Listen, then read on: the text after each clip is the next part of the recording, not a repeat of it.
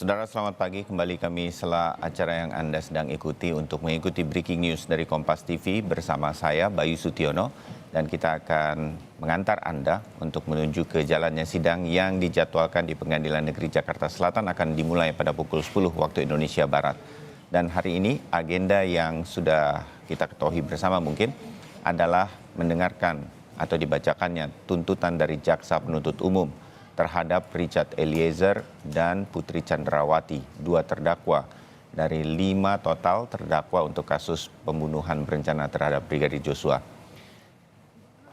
Dan saudara, hari ini sekali lagi sidang kasus pembunuhan berencana terhadap Brigadir Joshua Huta Barat kembali digelar. Agendanya secara utama adalah tuntutan terhadap Putri Chandrawati yang juga adalah istri dari Ferdy Sambo dan juga Richard Eliezer.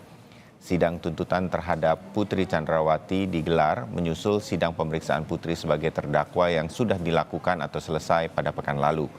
Sementara sidang tuntutan terhadap Richard Eliezer seharusnya dilakukan pekan lalu, namun ditunda karena Jaksa Penuntut Umum menyatakan belum siap. Persisnya ingin mendengarkan keterangan terakhir dari terdakwa yang akan diperiksa pada waktu itu, yaitu Putri Chandrawati. Putri Chandrawati dan Eliezer didakwa melanggar pasal 340 KUHP dengan ancaman pidana maksimal hukuman mati, penjara seumur hidup atau selama-lamanya 20 tahun. Saudara, kita akan segera menuju ke Pengadilan Negeri Jakarta Selatan untuk memantau persiapan dan juga agenda pasti dari jalannya sidang lanjutan kasus pembunuhan berencana terhadap Brigadir Joshua. Ada jurnalis Kompas TV, Tifal Solesa, yang sudah bersiap di PN Jakarta Selatan. Tifal, selamat pagi. Hari ini sudah dipastikan Putri Chandrawati dan Richard Eliezer akan menjalani sidang tuntutan. Siapa yang akan lebih dulu, Tifal? Soal siapa yang lebih dulu akan menjalani sidang, sebetulnya ini akan berlaku dinamis tergantung dari kebijaksanaan dari Majelis Hakim.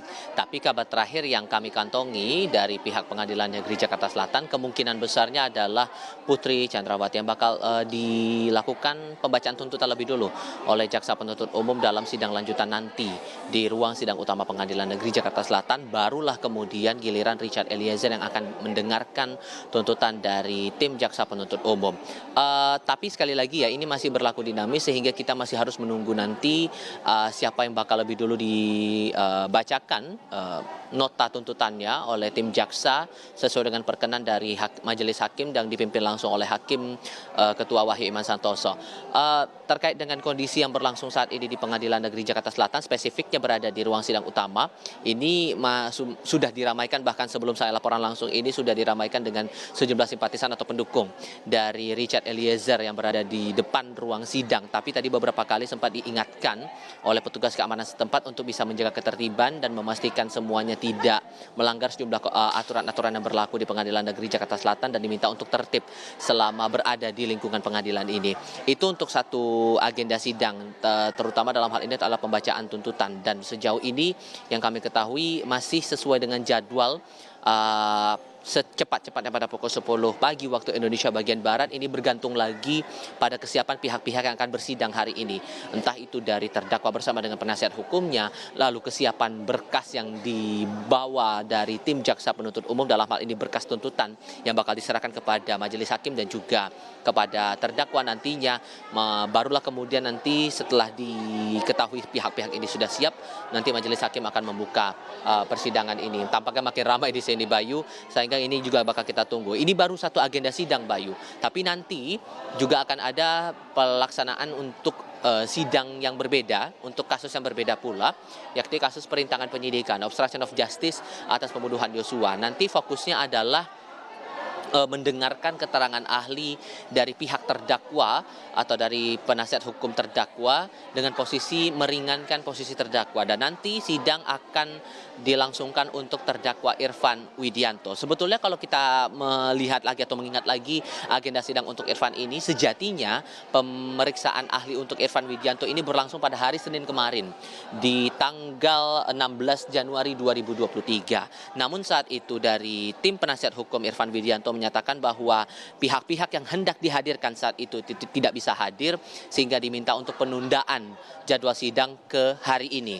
Nah, ada pengingat saat itu dari Hakim Ketua Afrizal Hadi selaku Hakim Ketua yang memimpin sidang untuk Irfan Widianto, Baikuni Wibowo dan Cuk Putranto, disampaikan kesempatan untuk menghadirkan ahli bagi Irfan Widianto adalah hari terakhirnya adalah hari ini. Saat kemudian ahli kembali tidak bisa dihadirkan oleh tim penasihat hukum, maka kemungkinan besarnya adalah langsung diperiksa terdakwa dalam sidang yang akan berlangsung pada hari ini. Nah, spesifik untuk sidang obstruction of justice nantinya akan dilangsungkan di ruang sidang 3 Pengadilan Negeri Jakarta Selatan. Sambil juga kami akan menunggu kedatangan dari para terdakwa yang bersidang hari ini, Richard Eliezer, Putri Chandrawati dan juga Irfan Widianto. Sekadar mengingatkan saja Bayu bahwa untuk terdakwa Richard Eliezer dan juga Irfan Widianto ini keduanya saat ini ditahan di rutan Bareskrim Mabes Polri, sementara untuk Putri Chandrawati ditahan di rutan Salemba Cabang Kejaksaan Agung.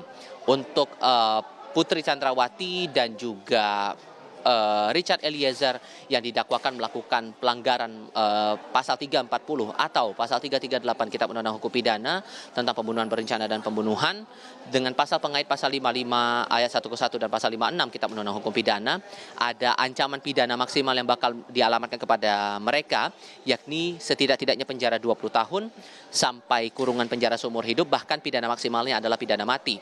Sementara untuk Irfan Widianto yang terjerat obstruction of justice atau perintangan proses hukum, ada sejumlah pasal dalam Undang-Undang ITE dan juga ada dakwaan lainnya yang dijerat oleh Irfan Widianto dalam hal ini obstruction of justice sesuai dengan Kitab Undang-Undang Hukum Pidana. Pidana maksimalnya adalah kurungan penjara selama 10 tahun. Maka sejauh mana perkembangan ataupun juga dinamika yang berlangsung sidang yang di Pengadilan Negeri Jakarta Selatan ini yang masih kami tunggu secepat-cepatnya pada pukul 10 pagi ini. Bayu.